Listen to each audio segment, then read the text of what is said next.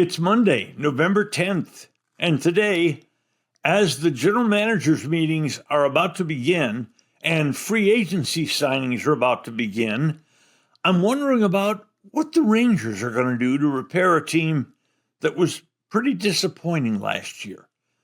Let's talk to the Rangers' longtime beat reporter, Evan Grant, next.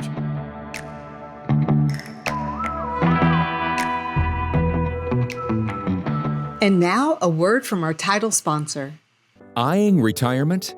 We aim to turn your nest egg into a paycheck with half the amount you've been led to believe. Fluent Financial combines in-house portfolio design risk management with income-generating investments designed to aid your financial independence. Our goal is to develop an effective portfolio strategy to help you retire sooner and have a better lifestyle. Fluent Financial can also implement a program that allows business owners to install a cash balance plan, which may potentially reduce income tax payments. You've worked hard to become successful. Let us help develop an effective portfolio strategy that works for you. Learn more today about Fluent Financial. Retire sooner, better lifestyle. For more information or to schedule a meeting, visit fluentfinancial.com or call 972-852-4800.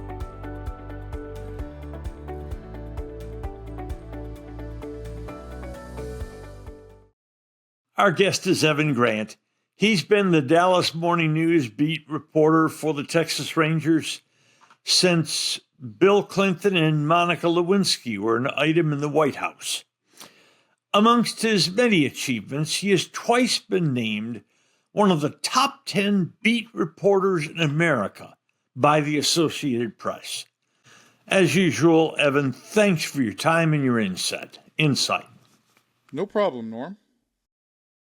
Before we look forward to the Rangers, let's look back just a bit. Bruce Bochy, one of the most decorated managers in history, a Hall of Famer without question, led this team to its only World Series championship 3 years ago. And yet he's gone. Did he walk out the door, or was he pushed out the door? Yeah, I don't have a clear answer to that, Norm. The announcement was made as a mutual decision. I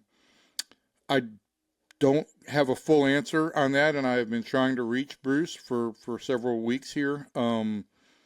Just because I wanted to give him a little bit of time between the end of the season and this decision and get through through October. But I've been trying to reach him for a week or so to talk about just how much of it was mutual. I assume that he's going to say it was very much mutual, and that he was ready to step away from managing, but we'll see where that goes. What I find interesting is that, he's taking a job with San Francisco as a special assistant as opposed to the offer that was here with the Rangers. I think there's two reasons why that makes sense for him. One is I do think, he probably wants to give Skip Schumacher some air to breathe as the new manager and not feel like he's got somebody, hovering over his shoulder. Mm-hmm. And certainly he's got a much longer-term relationship with Buster Posey in San Francisco than he did with Chris Jung. So I don't know that I've got a great answer for you, but I'm hoping to get one sometime this week. We know for certain, I believe, that the best pitching coach in the history of the Rangers, Mike Maddox, is now also gone. He took a 3-year contract to be the pitching coach of the Los Angeles Angels. And yet, Evan, as you know, Mike had a home in Tarrant County. Why is he gone? Well, I think the Rangers were probably, as is to be expected, a little bit slow on pulling the trigger on bringing him back. Not that they didn't want him back, but I think they wanted to give Skip some time to get around him and make all their decisions about their pitching staff. And I think Mike felt he deserved to be rewarded after the Rangers led the American League and led all of baseball in rotation ERA. And so I think this is a case where it didn't really line up. What I do find interesting is that Mike is apparently going to have more security than the new manager for whom he's going to work for in LA, since Kurt Suzuki only has a 1-year deal. But I think this is a situation where, the Rangers were a little bit slow for their own reasons that made complete sense. And I think that Mike felt a little bit, he wanted to be a little bit more loved than he was. And so I think that, it forced him into, he's a guy who's rigid in his thoughts and his beliefs, and he's not afraid to take a stand. And so I think he basically said, if this team's not going to show me the quote unquote respect and love that I want, I'm going to go somewhere where they will. Does respect mean money, Evan? I think that, in the game, in some regards, respect means money. I believe, my understanding is he's going to be one of the highest paid pitching coaches in baseball with the Angels. I don't know where he would have ranked if he would have stayed with the Rangers. And I think the Rangers wanted to make a 1-year commitment as the pitching coach, but with multiple years where if it didn't work out between him and Skip, or it didn't work out in a new coaching staff, that he would then have a role in the front office. With no offense to the Rangers' new manager, how much might the combination of Bochy and Maddox being gone potentially weaken the 2016? I think what's going to weaken the 2016 more than anything else is talent. I think the Rangers have announced that their payroll is going to be down. So I don't know how far down. They haven't given any answers to this question yet. I don't expect them to give a specific answer, but we don't know if we're talking about a 5% payroll cut. We don't know if we're talking about 10%. We don't know if we're talking about under $200 million. So I don't know exactly where that will stand, and that will dictate how the roster is constructed. But listen, I think Skip Schumacher is the brightest young managing candidate in baseball. I think that the Rangers have a very good pitching coach prospect in Jordan Teagues, who I expect will have a higher profile with the new staff, who came up through the organization and knows some of these young pitchers. And I would give him as much credit with Jack Leiter as I would Mike Maddox, just because he's got a longer-term relationship. So I don't know that I would think the Rangers will be damaged. And listen, Norm, with all due respect to Mike Maddox, who is a great game planner and is, his record speaks for itself. Let's also say that the Rangers had the biggest reason the Rangers led the American League and all of baseball in rotation ERA is a healthy Jacob deGrom and Nathan Eovaldi. And those guys aren't picking up a whole lot of tips from the pitching coaches. Those guys are aces. Mr. Davis has made no secret out of wanting to reduce from last year's right at $241 million luxury tax level. But I have a question about the business. There's no huge check coming in from Bally Sports anymore for the TV rights. The Rangers have their own network, but one suspects at a fairly substantial less amount of money coming in. And their attendance last year dropped by a chilling 500,000 less. Evan, is there a chance that the Rangers as a business were a money-losing prospect last year? As a business, perhaps. Norm, I've got to check on that attendance figure because I thought they were only down 200,000. Oh, I got that off the Rangers year-by-year attendance, but I could be wrong there. Yeah, I thought they were at 2.6 last year and at 2.4 this year, but I could be mistaken because I haven't looked at the attendance figures since the end of the season. But the biggest number that matters is the TV revenues, and the TV revenues were certainly down. They had negotiated for $112 to $115 million a year originally with Fox Sports.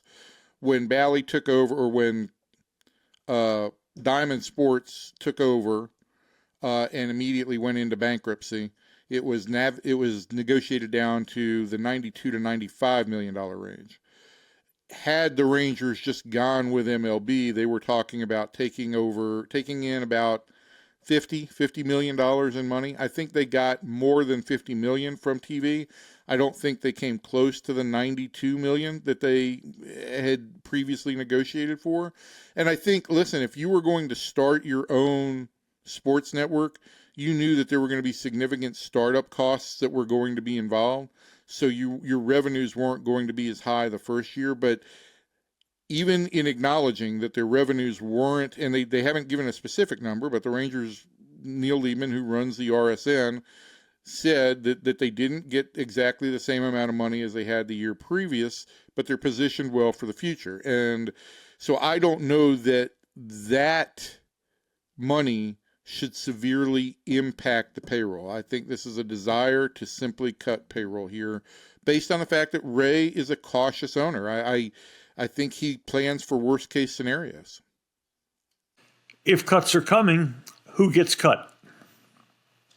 Well, the biggest portion of those cuts are going to be, obviously the guys who leave in free agency and who won't be replaced. And that's including John Gray. It includes, in all likelihood, Adolis García, who probably won't be tendered a contract, probably Jonah Heim. That right there, I think, is about almost $30 million.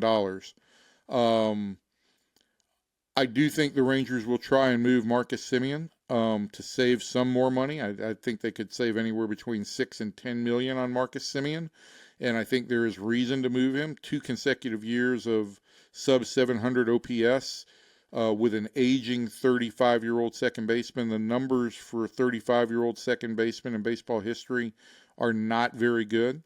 And I've talked to both Ian Kinsler and Brett Boone, who both turned 35 as big leaguers, and they both saw significant drop-offs in their performance as they got old, as they got to that age. The biggest question is going to be, do they get to a point where they've got to move one of their $30 million contracts? Because both Jacob deGrom and Corey Seager have the value to bring back real talent and give them some payroll flexibility. The hang-up with Corey Seager is a limited no-trade clause that I don't think would prevent the Rangers from trading him to teams that are looking for shortstops, like Atlanta, the Yankees, and Boston, or potentially Boston. The bigger hangup is with deGrom, who I think who does have a complete no-trade clause and could void a trade anywhere, though I think he'd be interested in taking a trade to Atlanta, a team that trains in Florida, that's close to his home in Florida, that's an easy travel trip for him. I also think he'd be open to a deal to Tampa Bay. I just don't know that Tampa Bay is going to be willing to take on that kind of money. Evan, no Garcia, no Heim, probably free agents gone, trying to get rid of Semien, maybe deal one of your $30 million contracts. I'm sorry, that doesn't sound like a very good baseball team left. No, I mean, I think that when this is the big question I think that the Rangers are going to have to answer is their priority to trim payroll or contend? Now, I do think, Norm, that there are trades that they can make for Seager and for deGrom in particular that would bring them back some really good young talent and allow them to turn the ship if they want to turn to a little bit of a leaner contending type team.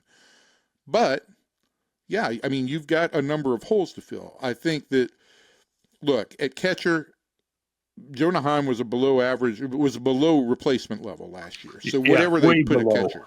Yeah, whatever they put at catcher is basically going to be the no loss. Right field, I think they feel like they've got the start of a platoon with Alejandro Osuna, though it may be asking a lot. They need to get a veteran right-handed hitter to help him.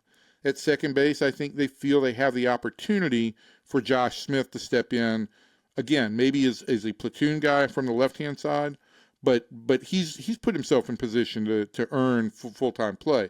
So I think the position player situation is not – the position players that they need to fill, that's not as big a hole. I do think the question is, does it change the offensive capabilities? You know, this was a bad offensive team last year. And so the offensive philosophy has got to change. You've got to drill into these players that they've got to play more situational baseball. And I think the one question I've got going into the GM meetings is, as the Rangers do take down payroll, do they lean more into let's just put all our dollars into pitching and try and win every game 2-1? Or do they say, we've got to remake this offense and we've got to go out and find some contact hitters and we've got to find guys who work counts? Well, if there's not much money, that means trying to do the same thing you did last year, and that's piecing an entire bullpen together on very little cash. 100%. 100%. But if you do take all of this money, if you do take all the money away and whatever dollars you have to spend, if you then reinvest it into depth in the starting rotation and in the bullpen, you can probably piece it together. I threw out a plan that would have the Rangers at about $205 million. It would require trading deGrom, but it would also potentially get them Devin Williams at the back end of their bullpen, would bring back Sean Armstrong and most of the guys that they had back there. But yeah, I mean, it is a difficult situation, and the reality is, that they're going to have to answer. You can say you want to contend, but when you're trimming, if you're talking about trimming $40 or $50 million from the payroll and not really going out and adding anybody, is that a reality, or is that just lip service? I've got to ask about one young player, literally a young player. Third baseman Josh Jung. 3 years ago, he looked like a star in the making, but successive poor seasons have very much dimmed that starlight. What's happened to him, and realistically, what is he now? Yeah, I think the Rangers have the same question, and I think like you look at my thoughts on García and Heim and Semien. These are back-to-back sub-700 OPS seasons for all three of those guys, okay? And so at some point it becomes a decline, not an aberration. And with Josh Jung and Jake Burger, you have two guys who did not perform up to expectations in 2023, in 2025.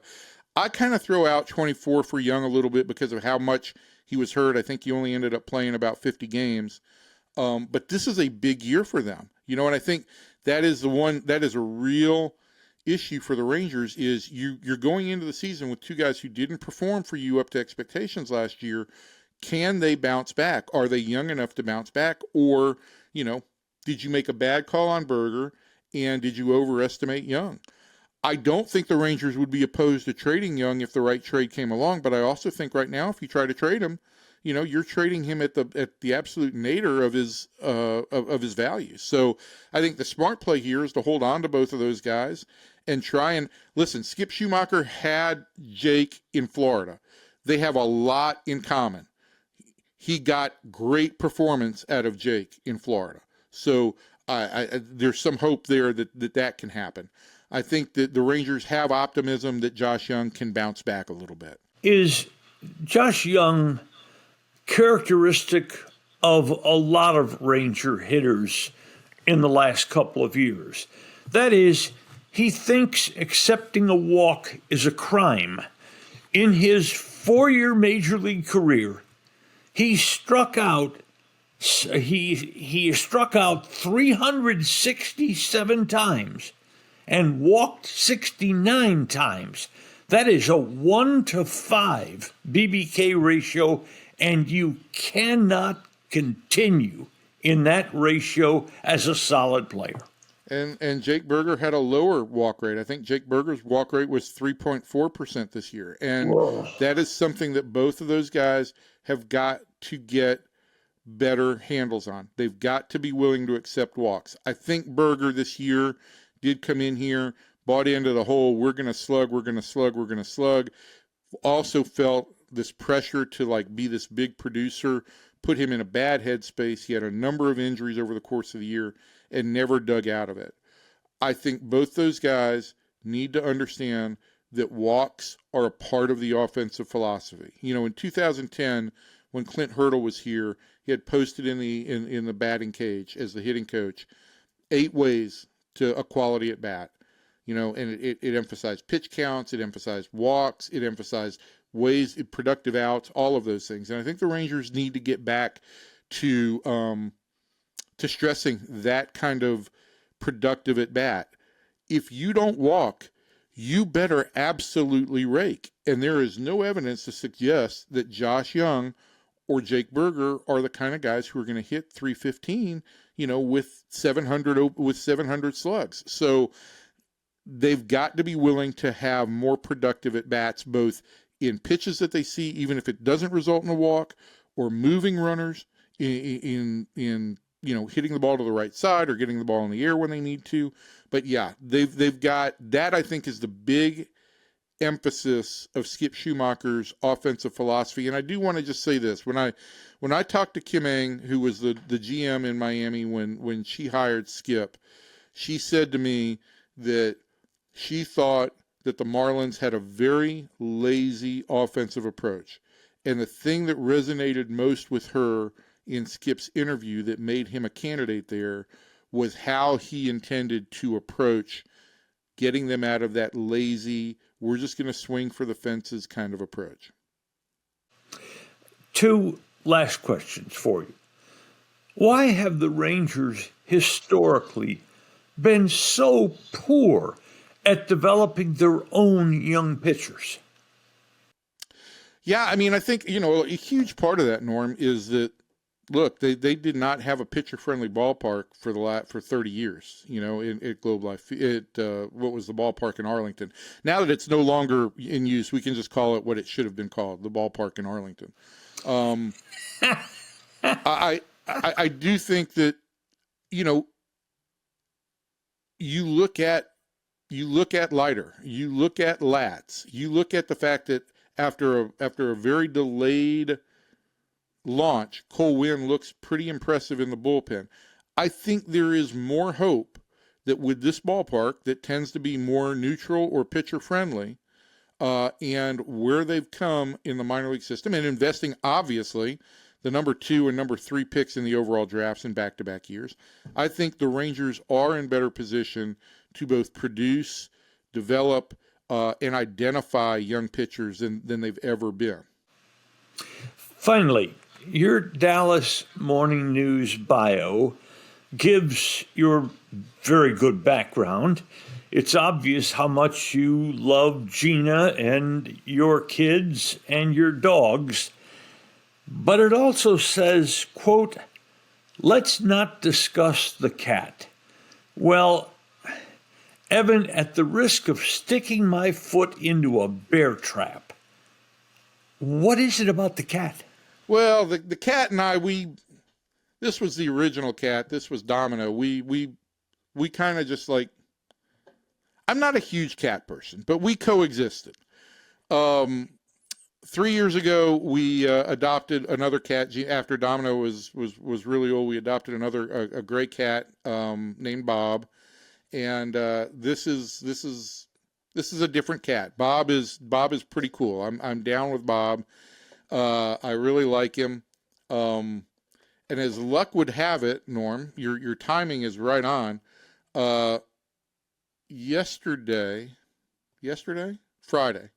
Friday, we found a cat in the neighborhood, a kitten, and we're trying to see if the kitten can coexist with the 2 dogs and the other cat. But we are fostering the kitten for the time being. So I've made my peace with cats. I would say that was more of a smart-ass kind of response in my bio than anything else. Well, so now you're a 2-cat man? We've got a whole menagerie going on here right now. I'm just hoping everybody can survive. The new puppy that we got in April, she really likes to play with the cat, and sometimes I think she likes to potentially eat the cat. So we have to play referee a little bit, but we everything we've got is dogs and cats or rescues, and I there's nothing that's more near and dear to my heart than people who rescue animals. So in a strange way, Evan, we could call you a rescue, couldn't we? Well, Dallas rescued me. Let's put it that way. So the city has fostered me. This sporting fan base has fostered me, and Gina rescued me. So it's all good. Hey, thank you as always for your generous time that you've given us, and for the many years of friendship. Be well, Norm, my friend. Your questions on the Rangers are always really great. I stumble over coming up with answers, but I enjoy being able to spend time with you and talk baseball with somebody who really wants to get down to it. So it's great to be here, and whenever you need me, don't hesitate to call. Take care of yourself, Evan. All right. Take care, Norm.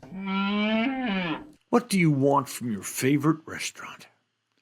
Fantastic personal service? A cheery, welcoming, spotless atmosphere? And, of course, great food. The primest of beef, wagyu and lamb, incredibly fresh seafood, lobster, salmon, shrimp. Hall of Fame food from a Hall of Fame restaurant. 2 locations of Bob's Steak and Chop House, the original Bob's on Lemon Avenue, and the gorgeous new Bob's at Craig Ranch, McKinney.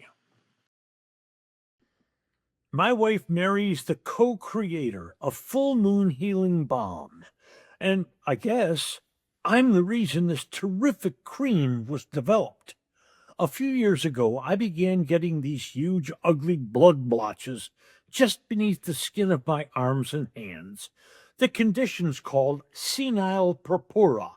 And no, you don't have to be senile to experience this embarrassment. It happens as you age. And then to cover it up, we begin wearing long sleeves, even when it's hot. It took 2 years working with a New Jersey lab to refine the all-natural ingredients of Full Moon Healing. Gently massage a very small amount into the skin, and within a day, the blotches begin to fade. Senile purpura usually takes weeks to disappear, but this balm cuts the timeline to about a week. And ordering's so easy. Just go to the website, fullmoonhealingco.com. And now a word from our title sponsor. Today's episode has been brought to you by Fluent Financial, Retire Earlier, Live Better, and by Bob's Steak and Chop House on Lemon in Dallas and in Craig Ranch in McKinney. Bob's, a Dallas tradition for more than 30 years.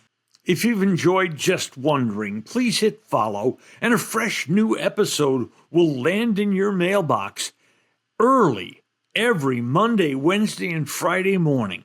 Should you know a sports fan who might like our work, please share our contact information with that person.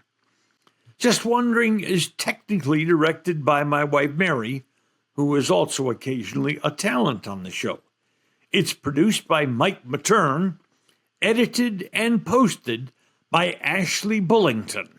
Thanks for listening to today's episode of Just Wondering.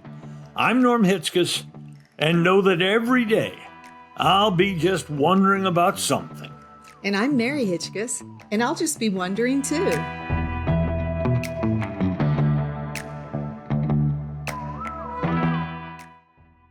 This is a Stolen Water Media production.